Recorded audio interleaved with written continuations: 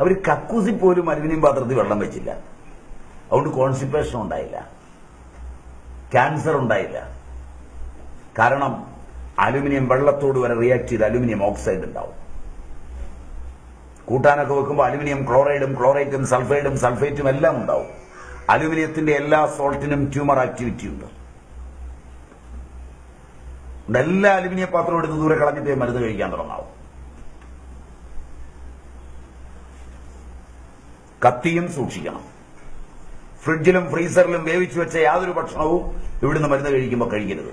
അതിലാണ് അണുക്കൾ മുഴുവൻ വളരുന്നത്.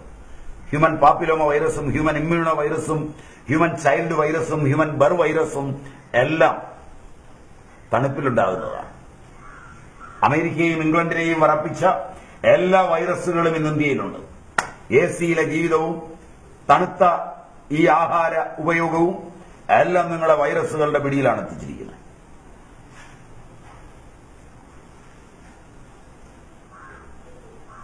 മൈക്രോവേവ് ഓവനിൽ പാചകം ചെയ്യുമ്പോൾ ഒരു വൈറസും ചാവില്ല. അതുകൊണ്ട് അവയും ഉപയോഗിക്കരുത്. ടെസ്റ്റ് ചെയ്ത് നോക്കാം നിങ്ങൾക്ക്. മൈദ തുടരുത്. ഗോതമ്പിന്റെ തവിടുമുമയും കളഞ്ഞ് അലോക്സാൻ എന്ന കെമിക്കൽ ചേർത്ത് സോഫ്റ്റ് ആക്കുന്ന മൈദ മാരകമായ ആരോഗ്യ പ്രശ്നങ്ങൾ ഉണ്ടാക്കുന്നതാണ്. അരിപ്പൊടി, പുട്ടുപൊടി ഇവയെല്ലാം അലോക്സാൻ ചേർന്നാണ് വരുന്നത്. മൈദ മാത്രമല്ല. ബീറ്റ കോശങ്ങളെ ബാധിക്കുന്നതും ടൈപ്പ് 1 പ്രമേഹം ചെറുപ്പത്തിലെ ഉണ്ടാകുന്നതും pituitary adenoma, glioma, mixed glioma, glioblastoma മുതലായ രോഗങ്ങൾ ഉണ്ടാക്കുന്നതുമാണ് ഈ സാധനം. മൈദയുടെ പൂർണ്ണാവതാരമാണ് പൊറോട്ട. പൊറോട്ട തിന്നുന്നെങ്കിൽ ഇവിടുത്തെ മരുന്ന് വാങ്ങരുത്. മൈദയുടെ അംശാവതാരങ്ങളാണ് bread, bun, cake, biscuit, noodles, സേമിയ, അടപ്രഥമനുള്ള അട, വീട്ടിൽ വറക്കുന്ന എണ്ണമറ്റ കൊണ്ടാട്ടങ്ങൾ, വില കുറച്ച് നിങ്ങൾ പുറത്തുനിന്ന് വാങ്ങിക്കുന്ന കശുവണ്ടി പരിപ്പ്, പാൽപ്പൊടി, വില കുറച്ച് 30 രൂപയ്ക്ക് വാങ്ങുന്ന അടിയന്തരത്തിനും കല്യാണത്തിനും ഉപയോഗിക്കുന്ന ബിരിയാണി റൈസ്, ഇതെല്ലാം മൈദയുടെ വേഷഭൂഷകളാണ്.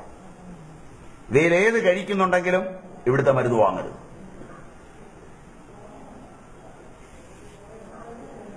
എന്താ സംശയിച്ചു നോക്കുന്നത്? കശുവണ്ടി പരിപ്പെന്ന് പറഞ്ഞുകൊണ്ടാ അച്ഛനകത്തുണ്ടാക്കുന്നതാ. ബിരിയാണി റൈസ് അച്ഛനകത്തുണ്ടാക്കുന്നതാ. വെള്ളത്തിലേക്ക് ഇട്ടാൽ നീളും. അല്ലാതെ ഒറിജിനൽ ബസുമതിക്ക് എവിടെയെങ്കിലും പരസ്യം വേണോ?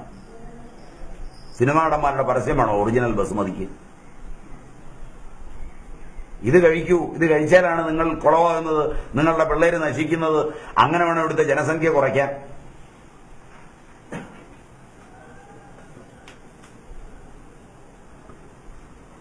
ഇതൊക്കെ തിന്നുന്നവരിവിടുന്ന് മരുന്ന് വാങ്ങരുത്. വലിയ പാടാണെന്ന് മനസ്സിലായില്ലേ? ഇവിടുത്തെ ചികിത്സ വിഷമമാണെന്നെങ്കിലും മനസ്സിലായില്ലേ? പുറപ്പെടുമ്പോ വിചാരിച്ചെന്താ, സ്വാമി നുള്ളി എടുക്കുന്ന അക്കി എടുക്കുമെന്നൊക്കെ ആയിരിക്കും വിചാരിച്ചിരിക്കുന്നത്. ഞാൻ രോഗം നുള്ളി എടുക്കുകയും അക്കി എടുക്കുകയും ഒപ്പിയെടുക്കുകയും മുത്തിയെടുക്കുകയും കെട്ടിപ്പിടിച്ചെടുക്കുകയും തലേക്കാൽ വെച്ചെടുക്കുകയും വെള്ളം കുടഞ്ഞെടുക്കുകയും ഒന്നുമില്ല. ഒരു അഭ്യാസവും എനിക്കില്ല. അതാണ് മറ്റു സിദ്ധന്മാരിൽ നിന്ന് എനിക്കുള്ള വ്യത്യസ്തത.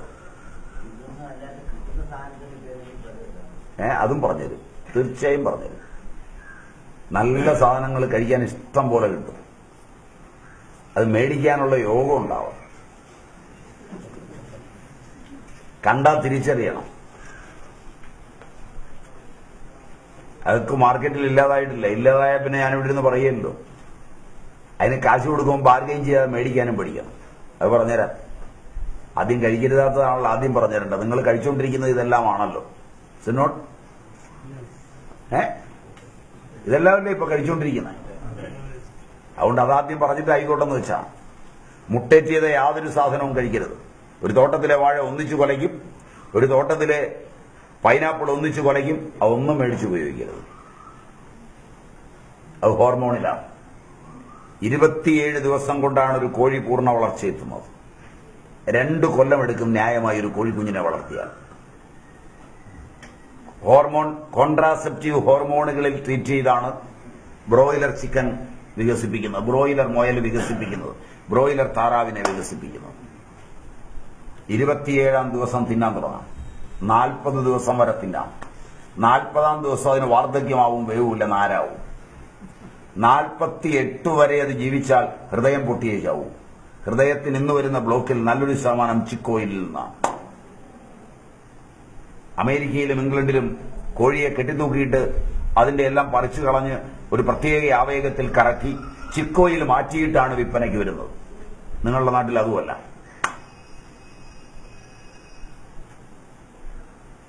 മാരകമാണ് ഈ സാധനം. ഫിഷറീസ് ഡിപ്പാർട്ട്മെന്റ് ഇപ്പോൾ പുതിയ ഗവേഷണത്തിലാണ് ഏർപ്പെട്ടിരിക്കുന്നത്. ഒമേഗ 3 ഓയിൽ ചിക്കൻ വഴി നിങ്ങളിൽ എത്തിക്കുന്നതിന് വേണ്ടി കോഴിക്ക് മത്തി തീറ്റയായി കൊടുത്ത് മത്തിയിലെ ഒമേഗ 3 ഓയിൽ കോഴിയിൽ കയറ്റിയിട്ട് പുതിയ പരീക്ഷണം വരാൻ പോവുക. അത് തിന്നുന്നതോടെ നിങ്ങൾ പൂർണ്ണമായും ചത്തിരിക്കും.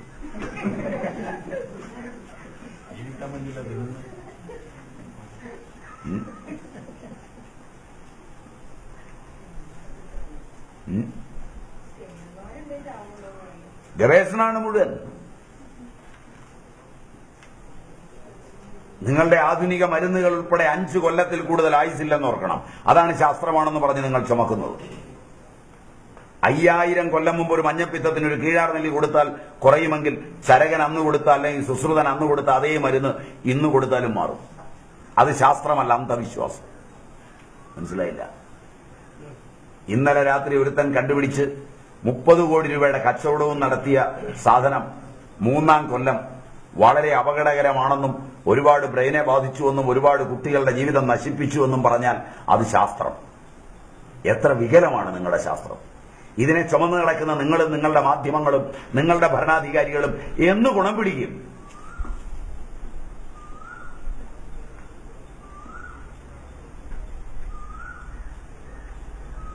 ശരിക്കാലോചിക്കുക.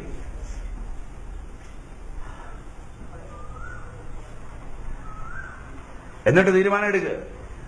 അല്ലേ ശാസ്ത്രം ചുമന്നല്ലേ പോകുന്നത്? ശാസ്ത്രീയമായ ചികിത്സ.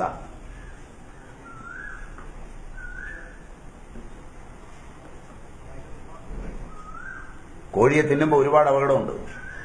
അതിന്റെ കോശങ്ങളുടെ വർധനവ് വാർദ്ധക്യത്തിലേക്ക് കൊണ്ടുപോകുന്ന ക്ഷണനേരത്തിലാണ്. 2 കൊല്ലം യൗവനമെടുക്കാൻ പ്രായമാകുന്ന കോഴി, ഒരുപാട് കൊല്ലങ്ങൾ ജീവിക്കുന്ന കോഴി കേവലം 48 ദിവസം മാത്രം ജീവിക്കുകയും 27 ദിവസം കൊണ്ട് പൂർണ്ണവളർച്ചയെത്തുകയും ചെയ്യുന്നുവെങ്കിൽ അതിനകത്ത് പൂർണ്ണവളർച്ചയെത്താൻ ചേറ്റിരിക്കുന്ന ഹോർമോൺ നിങ്ങളുടെ കുട്ടികൾ കഴിച്ചാൽ, ഗർഭിണികൾ കഴിച്ചാൽ എന്ത് സംഭവിക്കും? ആ ഹോർമോൺ എവിടെ പ്രവർത്തിക്കും? 1960കളിൽ കേരളത്തിലെ പെണ്ണുങ്ങൾ 18, 19, 20 വയസ്സിൽ ആദ്യത്തെ മെൻസസ് കാണിച്ചു. അന്ന് കോടതി 18 വയസ്സ് പ്രായപൂർത്തി പറഞ്ഞു.